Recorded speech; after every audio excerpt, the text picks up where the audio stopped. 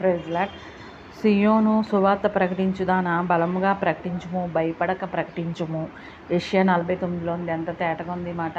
మనం సియోనుకు సువార్త ప్రకటిస్తున్నాం సియోనుకి. కాబట్టి మనం సువార్తను ప్రకటించినప్పుడు భయపడక వారేమనుకుంటారో వీరేమనుకుంటారో ఇలాంటి భయాలు మనకు ఉండకూడదు అనమాట. భయం లేకుండా సువార్తను ప్రకటించాలి.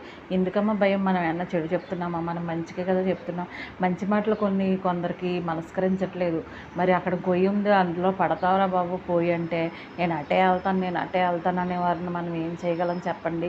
దేవుడే వారి మనసులు మార్చాలి. మనం మార్చేస్తుంటే ఇవన్నీ చెప్పేసి మనం మార్చేయడం మన వల్ల కాదు.